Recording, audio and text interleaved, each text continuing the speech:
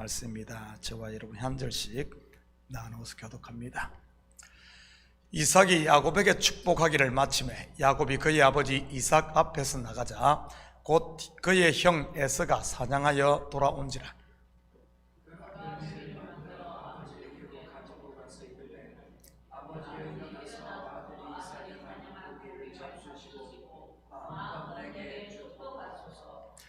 그의 아버지 이삭이 그에게 이르되 너는 누구냐? 그가 대답하되 나는 아버지의 아들 곧 아버지의 맏아들 에스로소이다. 이삭이 심히 크게 떨며 그는 사냥한 고기를 내게 가져올 자가 누구냐? 내가 오기 전에 내가 다 먹고 그 주기를 축복하고 그가 반드시 물을 맞을 것이라. 에스가 그의 아버지의 말을 듣고 소리질러 슬피 울며 아버지에게 이르되 내 아버지여 내게 축복하소서 내게도 그리하소서.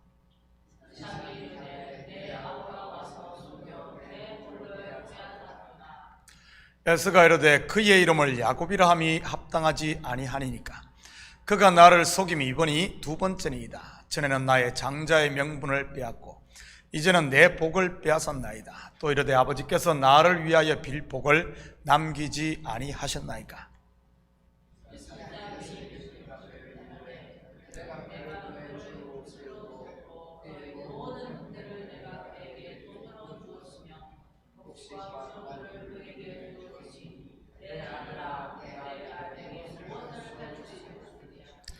에스가 아버지에게 이르되 내 아버지여 아버지가 빌 복이 이 하나뿐이리까 내 아버지여 내게 축복하소서 내게도 그리하소서 하고 소리를 높여 우니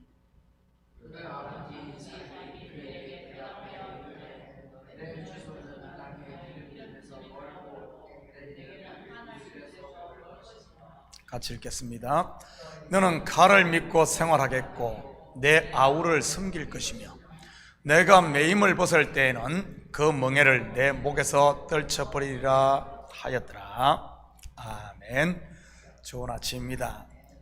오늘 본문은 장자로 태어났지만 아버지의 축복을 받지 못한 에서의 스토리입니다. 본문 또한 겉으로만 보면 도저히 이해하기가 힘든 그런 이야기지요. 어떻게 아버지의 말을 듣고 열심히 나가서 사냥을 해 별미를 만든 에서는 축복을 받지 못하고 약삭빠르게 집에 있는 염소 새끼를 잡은 야곱이 축복을 받으니 말이지. 거기다가 아버지까지 속여서 말입니다. 성경을 바로 알지 못하면 쉽게 이런 결론을 내리지 않겠습니까? 과정이야 어떻든 결과만 좋으면 되는 것이라고 말이지.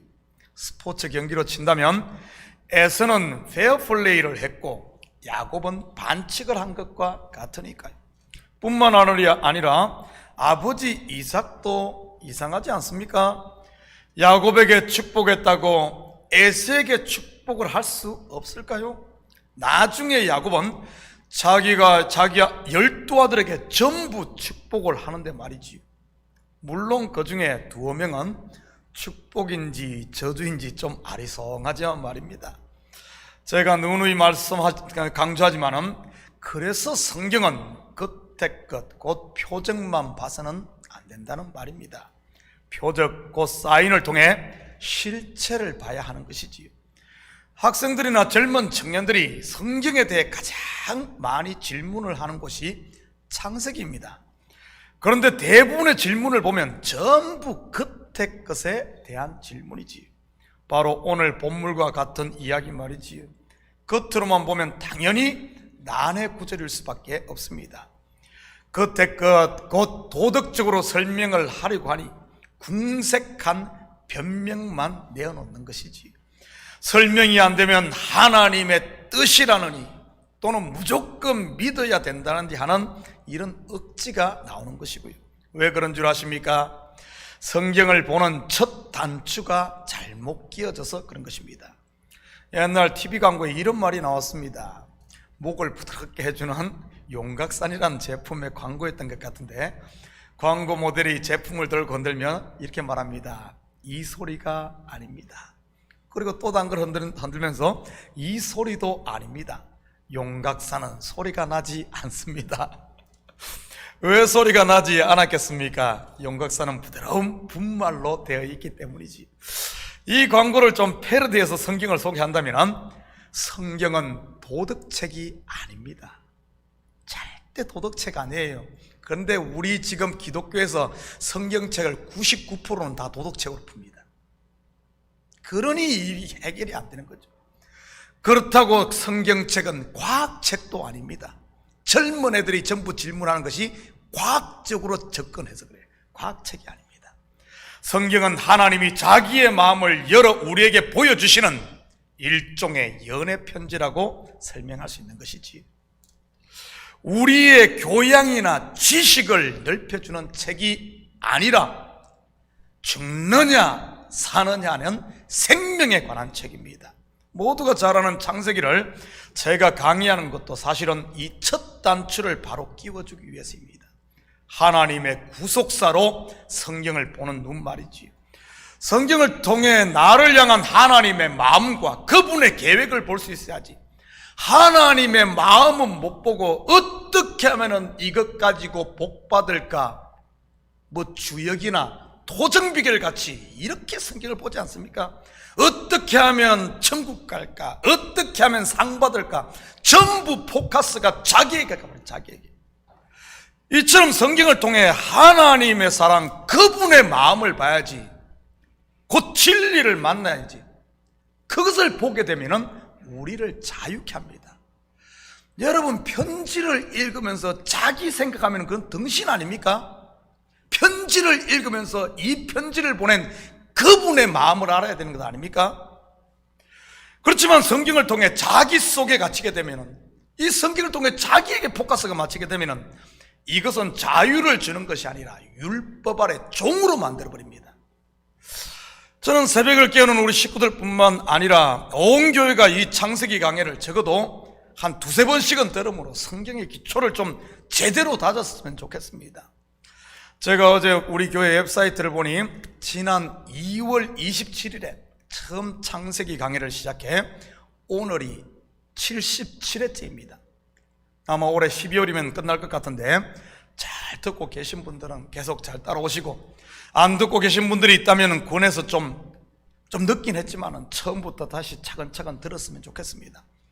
어차피 평생 신앙생활을 할 텐데 밤송이를 벗겨 알밤을 먹어야지, 밤송이만 먹으려고 한다면 매 가시에 찔리기만 하지 않겠습니까? 말씀을 들을 때마다 괴로움만 더하는 것이고요.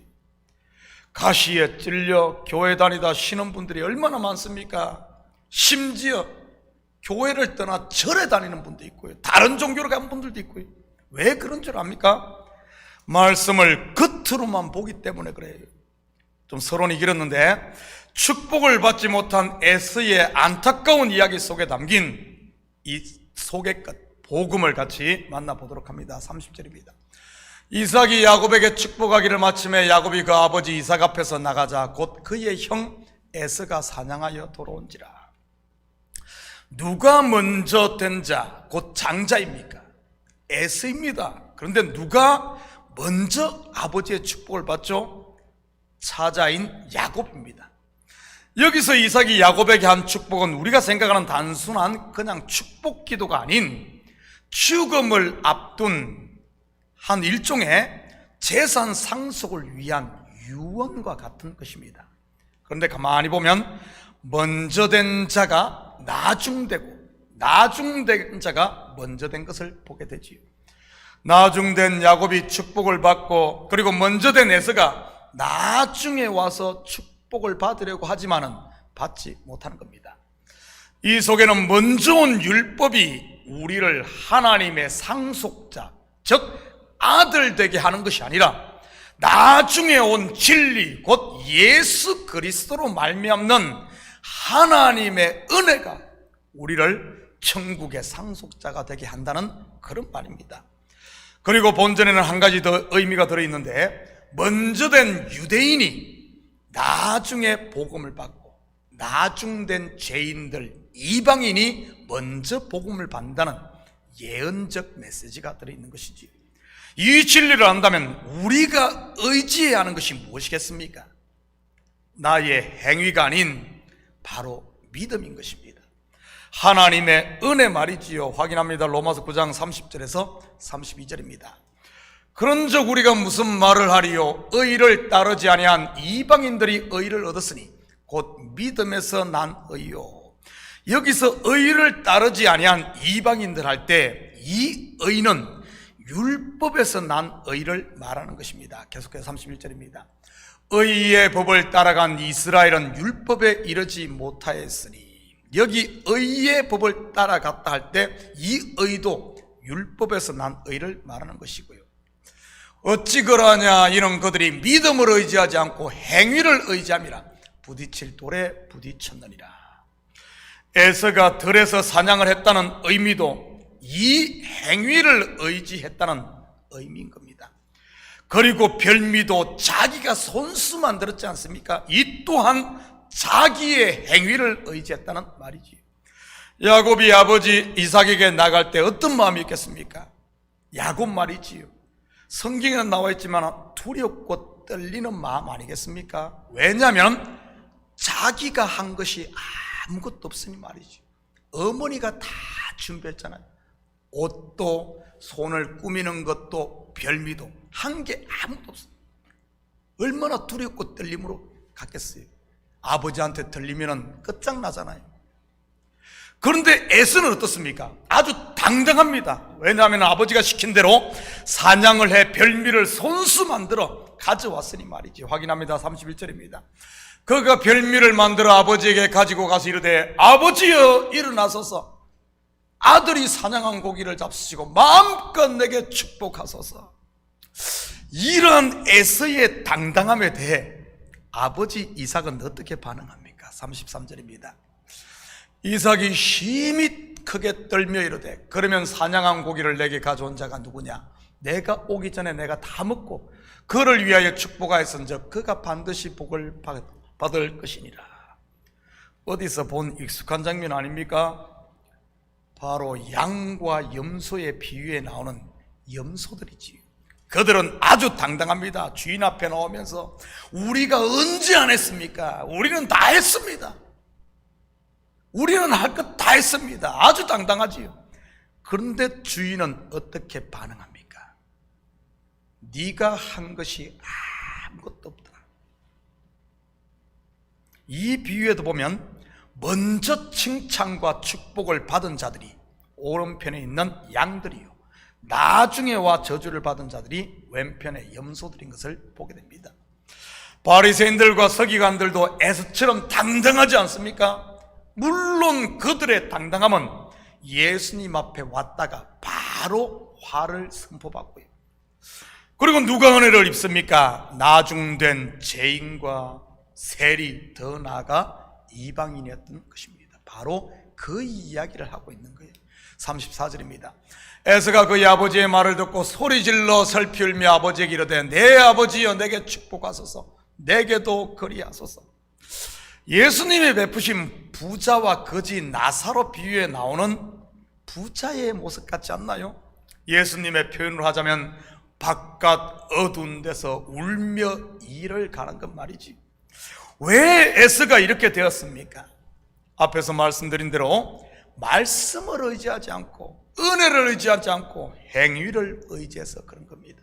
다시 말해 하나님을 의지하지 않고 자기를 의지한 것이지. 35절입니다. 이삭이 이르되 내 아우가 와서 속여 내 복을 빼앗았도다. 저는 이 구절을 보며 예수님께서 말씀하신 천국은 침노하는 자의 것이라는 말이 떠올랐습니다. 그렇다면 야곱이 에서의 복을 빼앗았다는 말이 무슨 의미겠습니까? 에서가 누구입니까? 지금 우리에게로 치면 말이지, 바로 내 속에 남아있는 육신의 생각, 율법의 종로로 됐던 옛사람 아닌가요? 이런 육신의 생각에 내 마음을 뺏기지 않고 영으로서 육을 이겨야 하는 것이 천국은 침노하는 자의 것이라는 말이요, 야곱이 빼앗았다는 말입니다. 예를 들면 사촌이 논을 사면 어떻습니까? 내 속에서 육신의 생각, 에서가 올라오지 않습니까? 시기와 질투라는 에서 말이지요. 이 에서를 그냥 두면 어떻게 됩니까? 어떻게든 사람을 모함해서 그 논을 팔게 만들든지 그 즐거움을 빼앗으려고 난리를 칠 겁니다. 그렇지만 내 속에 있는 에서를 십자가에 못 박아 승리하면 은혜와 평강 하나님의 나라를 함께 누리는 겁니다. 또 다른 예를 들어볼까요? 여러분은 교회에서 누구의 약점이나 비밀 또는 허물을 보면 어떻습니까? 누군가에게 그 비밀을 누설하고 싶은 가십이라는 이 에서가 속에서 올라오지 않나요? 분명 입이 간질간질해 견딜 수가 없을 겁니다. 그런데 그걸 정복하지 않으면 어떻게 되겠습니까? 교회가 쑥대밭되는 것이지. 어디 우리 속에 그런 에서만 있겠습니까? 불평과 불만의 에서, 음행의 에서, 당짓는 에서 등 셀 수 없을 만큼 많은 육신의 생각, 곧 에서가 있는 것입니다. 천국은 침노하는 자의 것이요 약속의 땅 가나안 일곱 족속 내 속에 있는 육신의 생각을 정복할 때 그 약속의 땅을 누리는 것입니다. 바로 옛사람 이 나를 정복할 때 말이지. 38절입니다. 에서가 아버지에게 이르되 내 아버지여 내 아버지여, 아버지가 빌 복이 이 하나뿐이니까 내 아버지여 내게 축복하소서, 내게도 그리하소서 하고 소리를 높여 우니. 좀 이상하지 않습니까? 축복 좀 더 빌어준다고 뭐가 덧납니까? 그런데 왜 아버지 이삭은 이렇게 울며 복을 구하는 장남 에서에게 냉정하게 구는 것일까요? 말도 잘 듣고 사냥해서 별미째 이런 게 잘 가져오는 그 에서에게 말이지. 그리고 39절과 40절을 보면 복이 아닌 저주 비슷한 말을 하고요. 여러분, 이것은 무엇을 말하는 것이겠습니까? 바로 율법의 의로는 절대 하나님의 의를 이룰 수 없음을 말하는 겁니다. 요만큼도 빌어줄 게 없다는 거예요. 요만큼도. 우리의 행위, 우리의 그것으로 천국을 얻을 길은 전혀 없다는 말이에요. 다시 말해 구원은 오직 은혜로만 된다는 말이지요.